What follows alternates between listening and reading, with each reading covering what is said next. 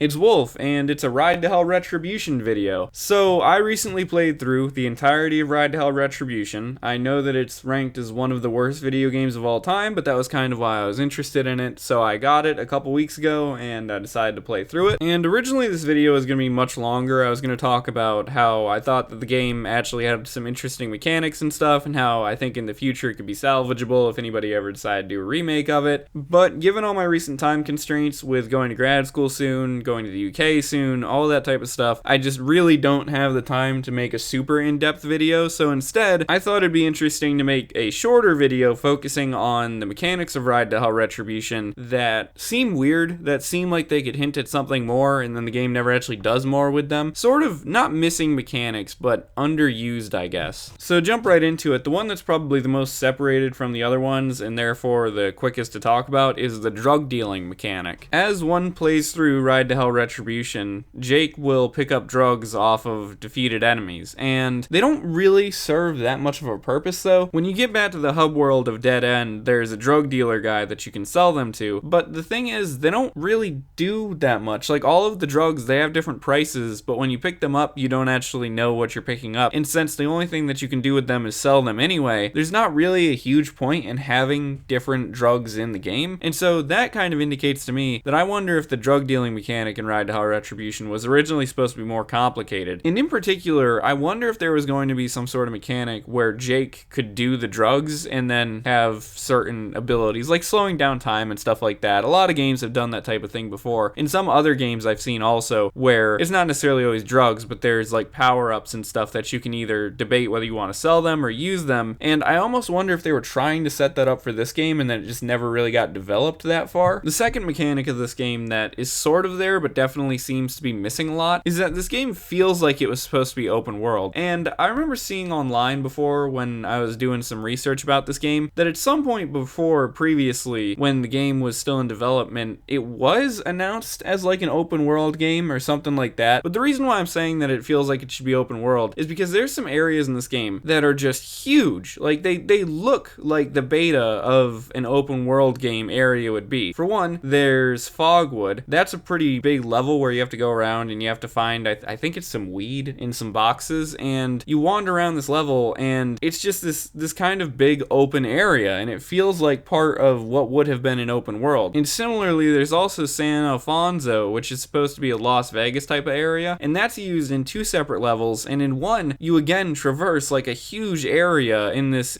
level. And the thing with San Alfonso too is that since it's a city, there's roads and you can see off in the distance, and there's like a bunch of buildings and stuff, and of course they're not really fully made or anything because again it looks like a beta more than anything, but it still looks like there was supposed to be more there. And in the one level in particular, when you wander around it, you go into casinos, and the casinos are actually like fully built inside even though you don't spend that much time in them, and it just feels weird that you have these fully put together casinos that you don't do anything in except for just get into a gunfight and then run away. And the one casino in particular, you get into a police chase and you have to run across the roof and everything, and it's just like the level is so big and there's so much stuff in it, even though it's not super detailed. As I keep saying, it feels more like a beta, but there's just so much stuff in this level that you're like, why was this only used like 2 times? And most of it only used in the one level. And in terms of repeated areas, I think that's another thing that kind of indicates that this game was maybe supposed to be open world. There's a handful of times where the game repeats areas, or you'll be in one level and you'll see bits of another level like off in the distance and stuff. And the one level that I remember in particular, there's a level early on in the game where you go and you beat up this mechanic lady's husband. I don't even remember what it was actually for in the plot, but you go to her house, and if you look around, you realize that her house is actually in Dead End. Like, it's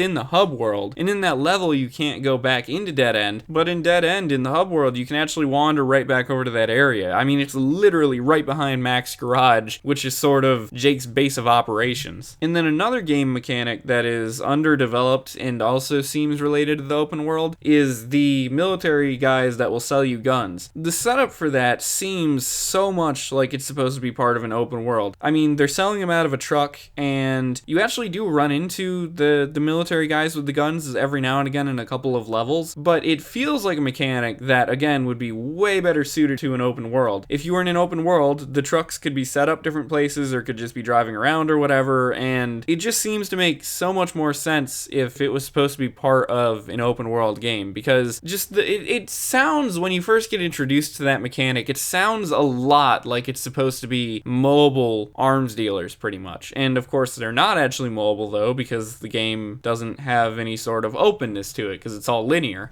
And the last mechanic that feels like a major missing mechanic is racing. So there's a few missions later in the game where you have to enter into motorcycle races, and it feels surprising for a game that is about a dude in a biker gang pretty much. I mean, he's not in a biker gang. You guys get what I mean. It's a game about biker gangs. You would expect for there to be more racing because biker gangs obviously are heavily associated with motorcycles. Those are vehicle. It's just something you would expect. But then when you actually play the game, there's only a couple of levels where you actually do races. And that's another thing that feels like it would have been involved if the game was open world, because that's the type of thing you more so see in open world games. But it's just surprising in general that they didn't have any more races, especially they would have been a great mechanic for getting Jake more money and stuff like that. And the other thing too is the game has a lot of motorcycle customization. There's a bunch of motorcycle customization options, and there's even like 5 different motorcycles for you to choose from. But given that you don't ever actually choose when Jake rides his bike, it just feels odd to have obviously the code or whatever for races to be in the game, because it does happen, and then also have all this motorcycle customization, and then never really have like a free play option for you to ride the motorcycle around at all, or do races or anything like that. It just feels like that's missing. Anyway, I know this video has been kind of rambly, and as I said, I originally wanted to make a longer video, but I just really don't have the time to do all that. But I hope you guys understand what I'm getting at with this video. It's just interesting to play through the game and to see how much stuff seems to have been scrapped or just not really fully implemented, all that type of stuff. I've got to say, playing through Ride to Hell Retribution really surprised me actually, because as much as it's definitely not a good game, I was surprised at the fact that it wasn't like utterly broken, that I never really ran into any game-breaking bugs or anything like that. And every now and again there are spots in the game that feel like really well thought out and like really well made. For example, I'm going to show you guys a little bit of the main menu here for a couple of seconds, because this was some footage I originally recorded when I was going to make the longer video, and I wanted to use it, but I just wanted to show it to you guys. The main menu of this game does not seem like the main menu of a game that would have gotten so horribly reviewed.